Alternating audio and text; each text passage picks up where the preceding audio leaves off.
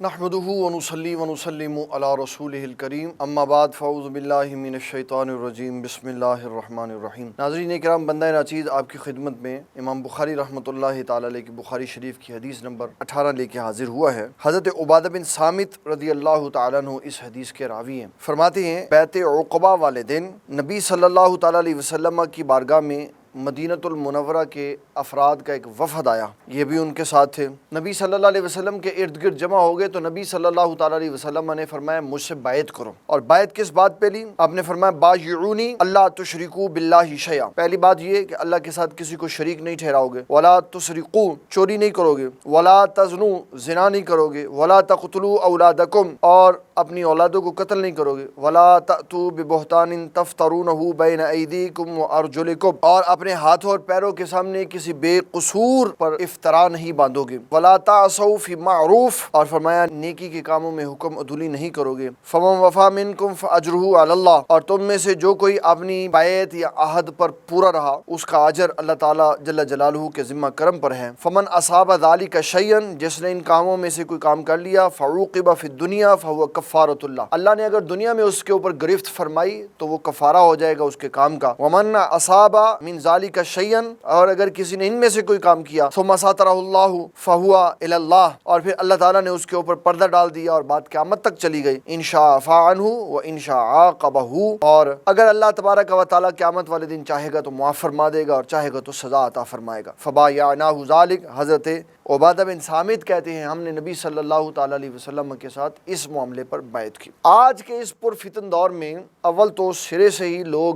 بیعت کرنے اور بیعت ہونے کے خلاف ہو چکے، یہاں قرآن و سنت سے ان کو دلائل نہیں ملتے۔ نبی صلی اللہ تعالیٰ علیہ وسلم نے قرآن مجید اور احادیث کے اعتبار سے کل 8 قسم کی بیعتیں لی ہیں جن کے نام میں آپ کی خدمت میں عرض کر دیتا ہوں۔ نمبر 1، سب سے پہلے آپ نے بیعت اسلام لی، پھر نبی صلی اللہ علیہ وسلم نے بیعت خلافت لی، پھر آپ نے بیعت تقوی، پھر بیعت توبہ جس کو بیعت انابت بھی کہتے ہیں، بیعت جہاد، بیعت ہجرت، بیعت استقامت اور بیعت شہادت۔ یہ 8 طرز کی بیعت ہے جو نبی صلی اللہ علیہ وسلم نے لی۔ اب سب سے اہم سوال یہ ہے کہ کس کی بیعت کریں؟ 2 اسلام کے بڑے شیوخ شیخ عبدالحق محدث دہلوی اور امام اہل سنت مجدد دین و ملت امام احمد رضا فاضل بریلوی رحمۃ اللہ تعالیٰ علیہ، ان دونوں نے جب بیعت کے موضوع پہ بات کی تو کہا کہ جس کی بیعت کرنی ہے اس کے اندر 5 باتیں دیکھ لینا۔ 4 امام احمد رضا نے بیان کی، 1 شیخ عبدالحق محدث دہلوی نے بیان کی۔ جو 4 امام احمد رضا نے بیان کی وہ کون سی؟ سب سے پہلی بات بیان کی سنت کا پابند ہو، متبع شرع۔ نمبر 2، اتنا بڑا عالم ہو کہ اپنی ضرورت کا ہر مسئلہ کتاب و سنت سے خود نکال سکتا ہو۔ نمبر 3، صحیح العقیدہ ہو، اور نمبر 4، اس کا سلسلہ بیعت رسول اللہ تک متصل ہونا چاہیے۔ شیخ عبدالحق محدث دہلوی نے اس کے اندر ایک بات کا اور اضافہ فرمایا کہ جس نے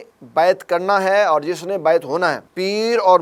مرید اپنے شیخ کے بارے میں پہلے تحقیق کرے کہ میں جس کا بیعت ہونے لگا ہوں کیا وہ ان ساری منازل سے گزر کے آیا ہوا ہے جس سے اس نے مجھے گزارنا ہے۔ اگر تو وہ وراثتی طور پر خلیفہ ہے، نائب ہے یا مسند پہ بیٹھا ہوا ہے اور اس کے اندر یہ کوالٹی نہیں ہے تو اس کی بیعت کرنے کی قطعی ضرورت نہیں، اور اگر وہ اللہ تعالیٰ کی بارگاہ کا مقرب ہے، ان ساری منازل سے گزر کے آیا ہوا تو اس کو بیعت کرنا چاہیے، اور بلکہ بضرور کرنا چاہیے کہ بدعقیدہ، سنت کے مخالف، دین دشمن لوگوں کو اپنے پیچھے لگا کر جہنم کی راہ کی طرف نہ لے جائے۔ اس سلسلہ میں نبی صلی اللہ تعالیٰ علیہ وسلم نے جو بیعت لی ہے میں ان کا خلاصہ آپ کی خدمت میں عرض کر دیتا ہوں۔ بیعت کا معنی کیا ہے؟ باع یبیع سے یہ نکلا ہے، اس کا مطلب ہوتا ہے خرید و فروخت۔ اس کو کتاب البیوع کے ساتھ بھی تشبیہ دی گئی ہے، کچھ لینا کچھ دے دینا۔ تو بیعت اصل میں یہ ہوتی ہے کہ کسی بندے کے ہاتھ میں ہاتھ دے کر، ارادت قائم کر اس کے ساتھ محبت اور عقیدت کا رشتہ قائم کر کے یہ زندگی اس کے سپرد کر دینا کہ تم رسول اللہ صلی اللہ علیہ وسلم کی سنت پہ عمل کر کے آئے ہو اور اپنی زندگی کو ان کے راستے پہ گزار رہے ہو، مجھے بھی اس پیٹرن پہ چلنا سکھا دو۔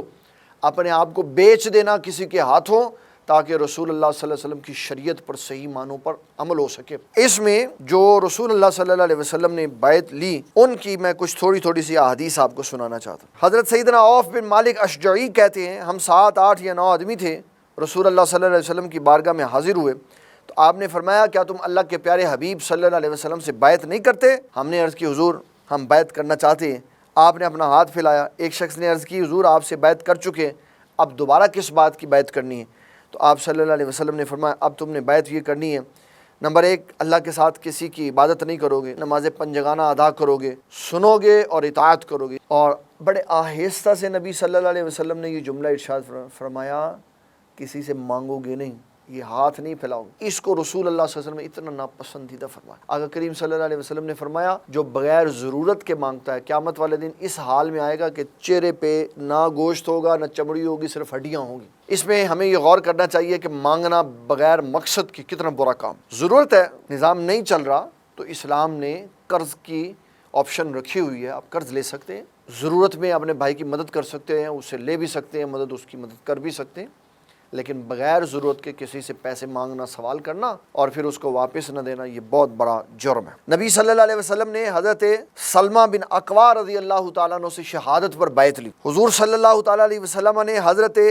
جریر بن عبداللہ بجلی رضی اللہ تعالیٰ عنہ سے زکوٰۃ کی ادائیگی پر بیعت لی۔ ام عطیہ رضی اللہ تعالیٰ عنہ فرماتی ہیں، نبی صلی اللہ تعالیٰ علیہ وسلم نے عورتوں سے بیعت لی کہ وہ میتوں پر نوحہ نہیں کریں گی، ماتم نہیں کریں گی، گریبان نہیں پھاڑیں گی، منہ پہ تھپڑ اور جسم کے اوپر تھپڑ نہیں ماریں گی اور جسم کو نوچیں گی نہیں۔ نبی صلی اللہ علیہ وسلم مردوں اور عورتوں کے ساتھ بچوں کی بھی بیعت لیتے تھے، اور ان کی بیعت کا طریقہ کار یہ ہوتا تھا کہ آقا کریم صلی اللہ علیہ وسلم ان کے سر پر دست شفقت رکھ دیتے تھے۔ پھر حضرت سیدنا جابر بن عبداللہ انصاری رضی اللہ تعالیٰ عنہ فرماتے ہیں، رسول اللہ صلی اللہ علیہ وسلم نے جہاد میں استقامت سے کھڑے رہنے پر بیعت کی کہ کوئی بندہ یہاں سے بھاگے گا نہیں۔ اس کے ساتھ ساتھ اور رسول اللہ صلی اللہ علیہ وسلم نے مسلمانوں سے جو بیعت لی ان میں آقا کریم صلی اللہ تعالیٰ علیہ وسلم نے فرمایا، حضرت جریر بن عبداللہ بجلی رضی اللہ تعالیٰ عنہ فرماتے ہیں، نبی صلی اللہ علیہ وسلم نے میرے سے بیعت لی اس بات پر کہ میں مسلمانوں سے خیر خواہی کروں گا۔ پھر حضرت سیدنا عبداللہ ابن عباس رضی اللہ تعالیٰ عنہ فرماتے ہیں، نبی صلی اللہ علیہ وسلم عید کی نماز پڑھانے کے بعد اس مجمع کی طرف جاتے جہاں عورتیں بیٹھ کر نماز پڑھتی تھی، آپ ان کو صدقہ کی تلقین کرتے، حسن سلوک کی دعوت دیتے